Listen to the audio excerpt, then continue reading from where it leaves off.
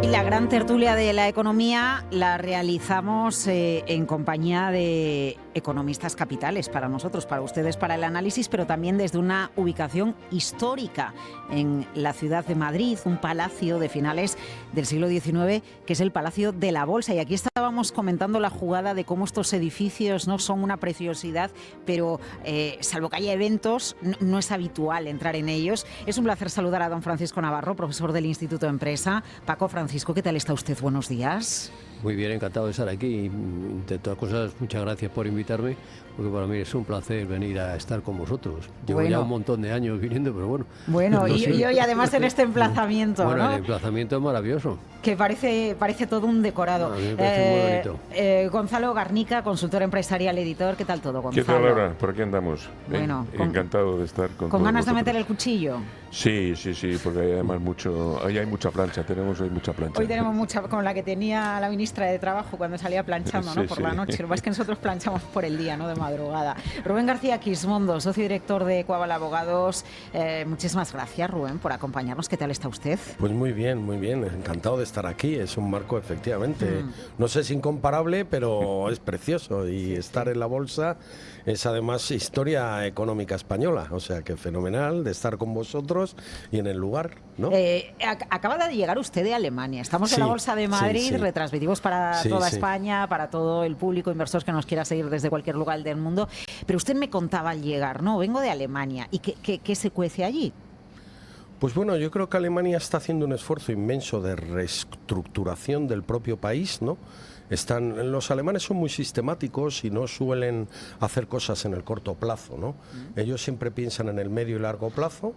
Entonces ellos saben que tienen que hacer una reconversión, ya llevan muchos años con ella, continúan con ella de una manera muy sistemática y muy organizada. No deja de ser una economía muy rica, lo que pasa que desde que se incorporó Alemania del Este, pues hace 40 años, da igual, sigue aquello bajándole en la media, es decir, ellos tienen una renta per cápita aproximadamente de $55.000, que serían 80.000 si solo fuera la antigua República Federal Alemana, ¿no? Y en el estado que yo estaba, Bayer, tiene una renta de más de $100.000, ¿no? Y muchas zonas de 200.000, 180.000, o sea, una riqueza muy importante, ¿no? Pero a su vez una necesidad muy importante de cambios, de actualización y luego mucha frustración, porque el pueblo alemán votó mayoritariamente por opciones de centro derecha y derecha y le gobierna prácticamente la izquierda, así que Alemania se encuentra en una situación muy compleja. Pero no se nota un cambio con Merz. Es que Merz no puede gobernar porque el SPD y los verdes le están impidiendo hacer cualquier cosa. Incluso yo creo que su propio tono ha cambiado. O sea, es que la suma de Alternative für Deutschland y la CDU-CSU fue de casi un 60% de votos. Y él gobierna con el SPD, que sacó un 16%, no llegó a %, y los verdes, que entraron en el Parlamento casi de milagro. Así que en realidad en Alemania está gobernando quienes no han elegido los alemanes. Eso le está dando mucho juego a Alternative für Deutschland, al partido, digamos, más de derechas de Alemania, y generando una preocupación muy fuerte porque, claro, en realidad, si no hacen cambios muy serios en política migratoria, fiscal, en liberalización un poco de la economía, Alemania no va a poder tirar del todo, ¿no? Es este escenario que usted describe común a otros países, porque sucede en España. Fíjense los problemones que tiene Francia para intentar sacar adelante el presupuesto. Es una tónica común la falta de contundencia. Quizás la excepción, una de las excepciones a lo mejor es Meloni, donde por primera vez en mucho tiempo en Italia notamos una tranquilidad en la gobernanza del país, ¿no? Rubén, también España es un país que está gobernado por quien no ha ganado las elecciones y quien no tiene la mayoría social ni política, y de hecho no quiere convocar elecciones porque sabe que las pierde, pero por goleada, ¿no? Lo cual nos ha llevado pues a una legislatura imposible, donde se hacen verdaderos juegos malabares y equilibrio para que este señor Pedro Sánchez pues siga en el poder. El último, pues darle la independencia fiscal a Cataluña, que ya veremos cómo acaba todo eso, ¿no? Paco. Alemania, Italia, Francia y España tienen vencimiento de la deuda este año. Y Alemania, hablando de lo que decía Rubén, tiene 328.000 millones de euros que pagar. Y luego además está, digamos, el compromiso que ha adquirido Merck de fomentar la inversión en Alemania, en infraestructuras, pero claro, significa pues meter más deuda. Y también potenciar el ejército alemán, que por un lado, como hablabais antes, pues es desarrollo industrial, por un lado, pero por otro lado también es deuda. Entonces, lo que hablábamos al principio de la reunión, a mí hay un tema que me preocupa, que me parece un horror, que es que la deuda europea va creciendo de una manera infinita y aquí no nos preocupamos de esta situación. Ya para colmo, por concretar, de pronto la von der Leyen se sale con un presupuesto de 2 billones con B de Barcelona, de euros, que además no lo consensúa con nadie. Claro, se la han parado y dice, oiga, ¿usted dónde va, señora? Entonces, a mí realmente lo de la deuda, ya no hablamos de la deuda americana, es un tema que es de crecimiento exponencial. Fíjese, en el caso del presupuesto, Alemania lo ha rechazado frontalmente, pero llama la atención los pilares fundamentales para la financiación de la propuesta de presupuesto para el sexenio 2028-2034. Más impuestos al tabaco, los ETS, el mercado de los derechos de emisión.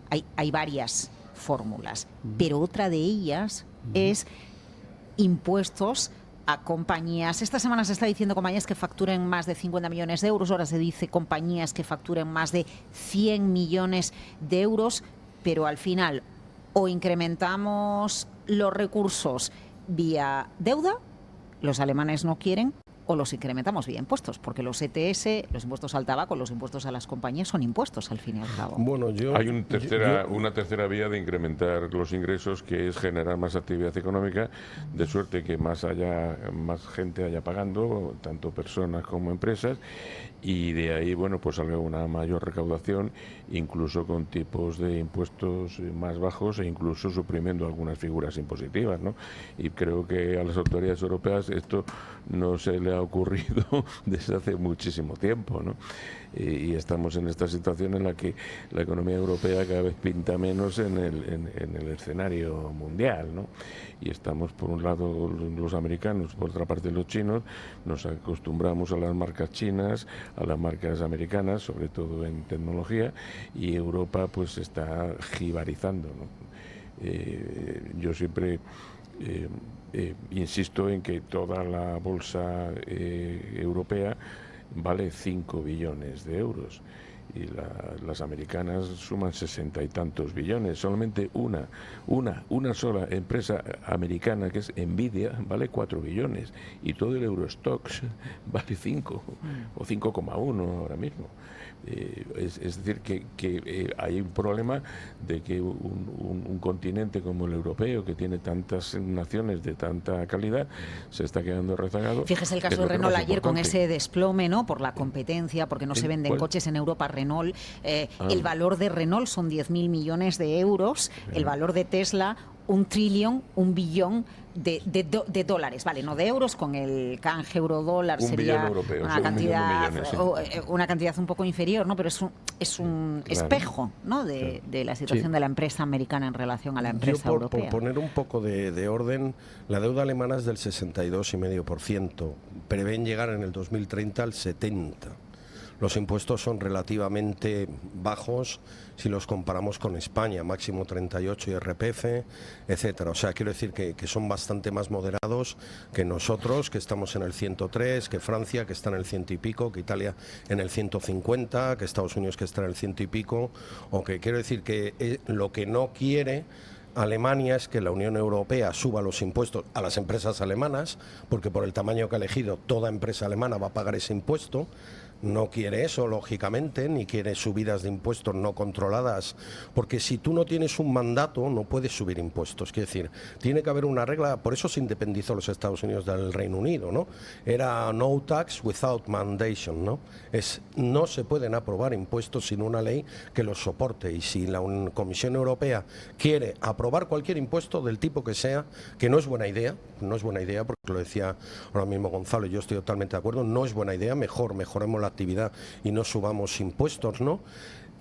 Pero claro, la Unión Europea no se puede descargar la comisión allí con lo que quiere, sin consultarlo con nadie, y subir el impuesto del tabaco, el de la no sé qué, para además aumentar su propio presupuesto y ganar en relevancia sin que los Estados miembros se lo hayan autorizado, cuando todos ellos además, lo has comentado en Francia, ¿no? Bayrou, ¿qué ha hecho? Reducir empleos públicos, congelar salarios públicos, para poder reducir el gasto público, poder reducir el déficit público y teniendo que aumentar el gasto en defensa, con una deuda que no puede seguir subiendo porque los mercados en cualquier momento, los bonos a 10 años en todos los países están empezando a repuntar, ¿no? Y tenemos el caso, por ejemplo, de Trump, yo lo veo claro, ¿no? Él ha dicho, mi mandato era bajar impuestos y yo bajo impuestos. Cuando vengan los demócratas, que suban los impuestos porque me han dejado un déficit del 6,7, porque claro, ahora parece que Trump tiene la culpa del déficit que le han dejado y la deuda. Se la dejó Biden, no él.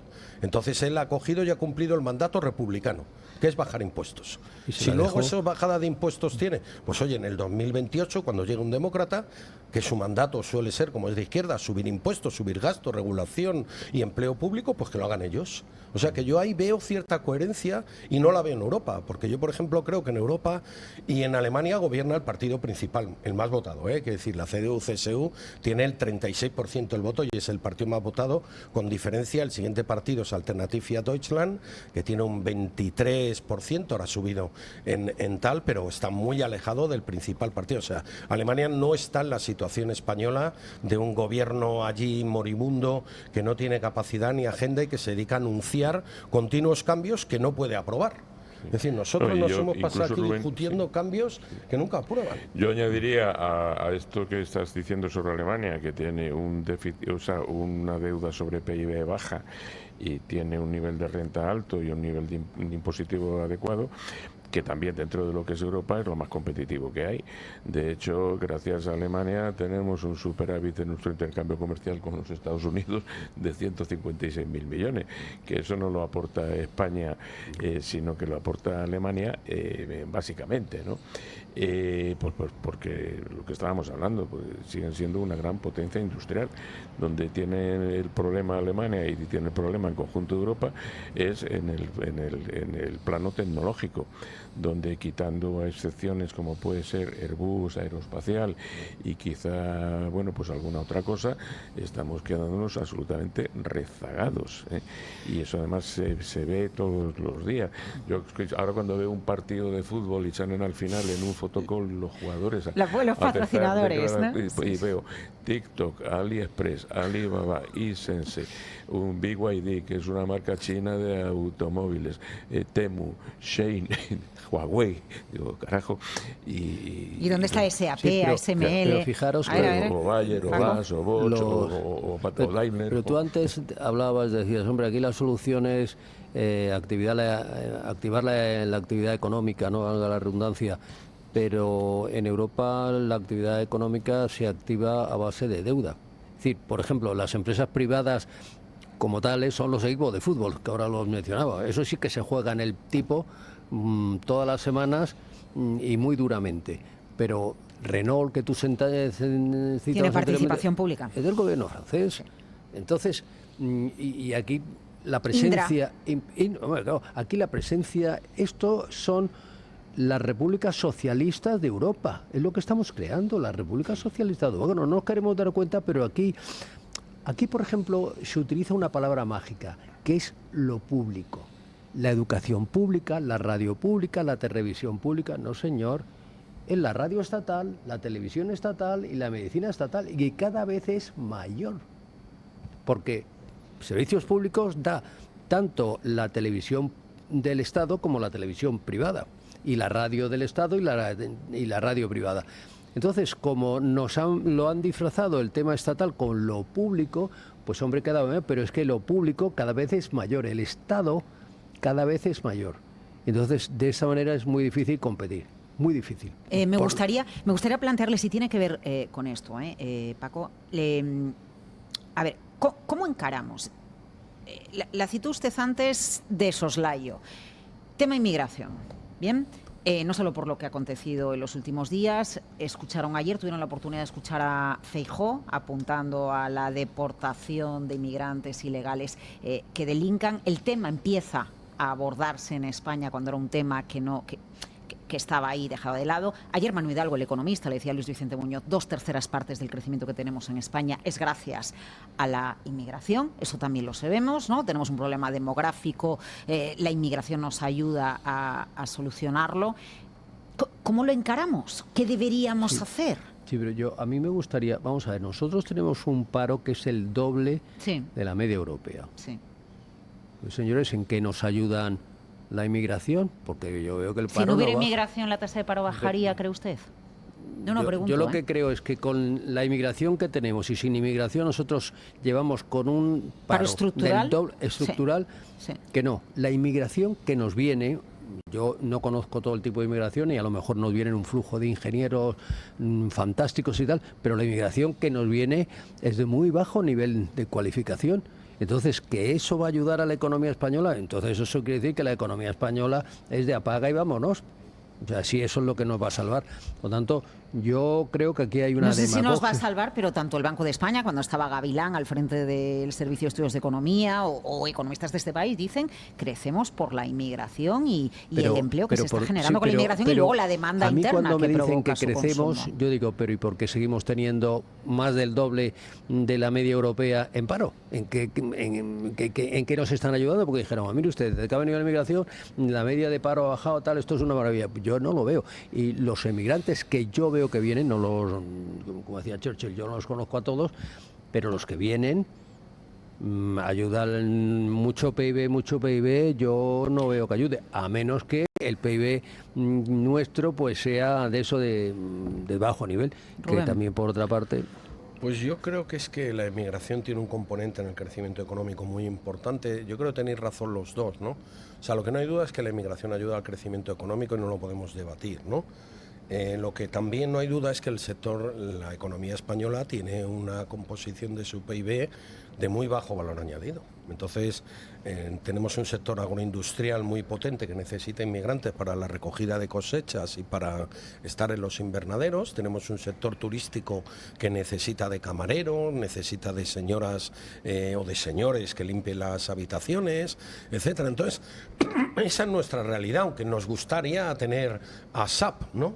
Claro. Que lo mencionabas antes en Alemania, que en Múnich tiene allí todo un jardín, o nos gustaría tener a SML. Tenemos mucho, pero no tenemos eso. Incluso el sector de la automoción es todo un sector exterior. Somos el segundo fabricante de vehículos de Europa, pero claro, son de vehículos de gama medio-baja, los más pequeñitos de la gama. O sea, los Mercedes, aquí fabricamos la furgoneta Vito, ¿no? Por eso se llama de Vitoria, ¿no?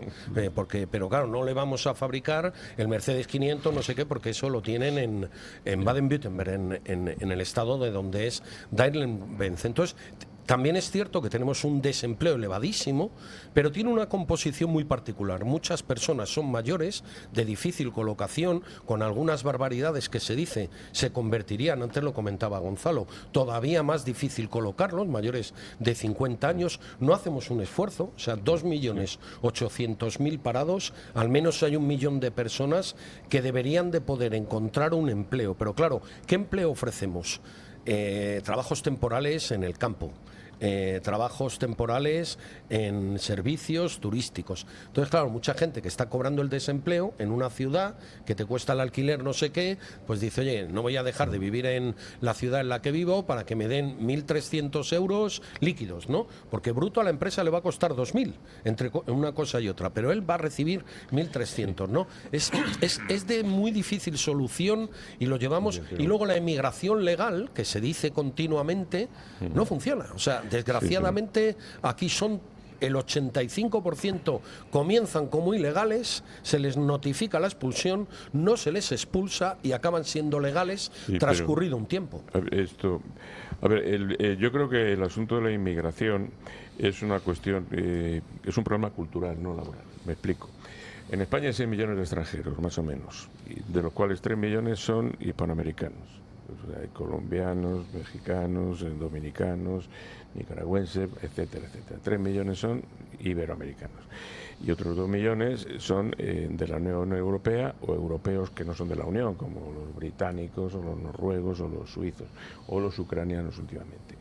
Entonces estos suman 5 millones. Y luego hay 1 millón que son los restantes, en los que sobre todo están los marroquíes que no se han nacionalizado, que son 700.000 más o menos. Tienes chinos, tienes pakistaníes, tienes indios, bueno, estos suman 1 millón y pico, ¿no? Entonces, dentro de este último colectivo tenemos aquellos de más difícil asimilación cultural, que son los de religión musulmana, y esto es así. No hemos tenido ningún problema en asimilar 500.000 de ecuatorianos, y llegaron todos ilegales y luego se han legalizado. O sea, si tú le preguntas al ordenador del INE, como hice yo el otro día, ¿cuántos ecuatorianos hay en España? Te dice 110.000. ¿Cómo 110.000 nada más? Esos son muy pocos, solamente en Madrid. Y entonces le preguntas, ¿cuántos ciudadanos españoles han nacido en Ecuador? Y te dice 400.000.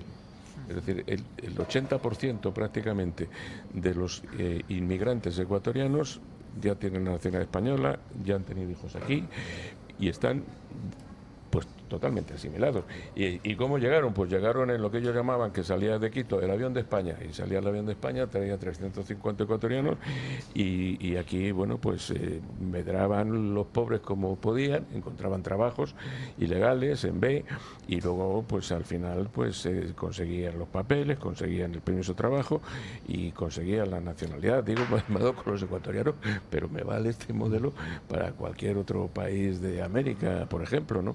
Entonces, los problemas que está causando la inmigración no son problemas laborales, es más, los de Torre Pacheco, los que están allí en el barrio de San Antonio, los magrebíes, tienen trabajos todos en las explotaciones agrarias de por allí.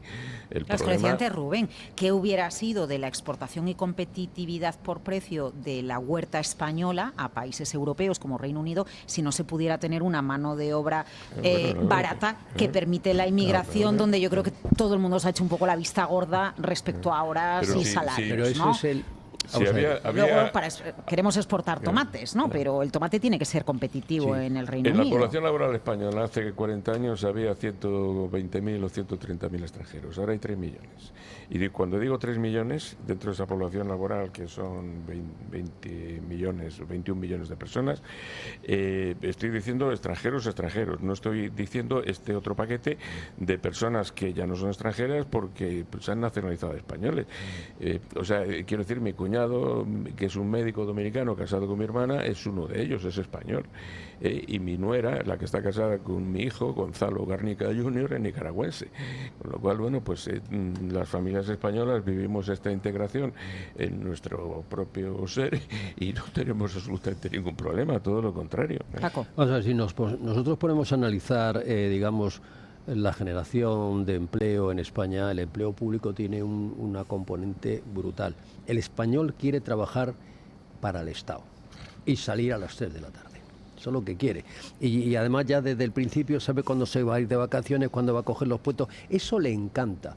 Pero no solamente al español de nivel medio, les encanta a los más cocazos, porque lo que quieren ser son abogados del Estado, inspectores de Hacienda, etcétera. Es decir, no tenemos una idea de lo que es la empresa privada. Por ejemplo, por eso antes hablaba del fútbol, es decir, los futbolistas, eso sí que es una empresa privada. Estos tíos se la juegan todas las semanas. Y si no, con un colega periodista que tengo en Estados Unidos, cuando estuve allí con él describía esa sensación como ambición, le ponía la palabra ambición. Ese es el ejemplo. ¿No? El ejemplo, tú te coges un equipo como el Madrid, y a lo mejor españoles, pues hay 4, porque es que ves a los tíos y es que son de todas partes del mundo. ¿Allí qué ocurre? Allí no vale decir, no, es que este color o este... No, este tío juega bien, mete goles, este tío juega toda la semana. Pero nosotros... Eso no nos gusta a nosotros. ¿Y cómo se cambia, Paco? ¿Cómo cambiamos eso? Porque aquí han puesto ustedes encima de la mesa muchos asuntos, la estructura de la economía, la deuda, nos faltan empresas tecnológicas. Eso es un problema. O sea, el otro día oía a una persona que hablaba de Dalmacio Negro. Dalmacio Negro hablaba de la infantilización, que ya ha muerto el pobrecillo, hablaba de la infantilización de la sociedad española. Esta es una sociedad infantil que no es consciente de los problemas que tiene. En estos momentos estamos presenciando la última fase de esta tragicomedia que es la Generalitat catalana. Es la última fase de esta tragicomedia que nos va a llevar a la ruptura de la nación. ¿Hay alguien en Marbella que haya dejado de tomar boqueroncitos o calamares fritos este verano? Les importa dos pepinos, porque somos una nación infantilizada. Mientras no me toque a mí, me da exactamente igual lo que está ocurriendo. Y vamos al desastre de la nación, al desastre de la nación. Hablamos antes de la deuda, no te quiero ni contar, si se lleva a cabo lo de la Hacienda catalana, la deuda en España se va a tridisparar. Porque además las condiciones que están poniendo estos tíos no es que sean leoninas, es que son, digamos, bueno, no voy a decir la expresión, pero vamos, muy duras para decirlas aquí en público. Y entonces, por ahí no vamos a ningún lado.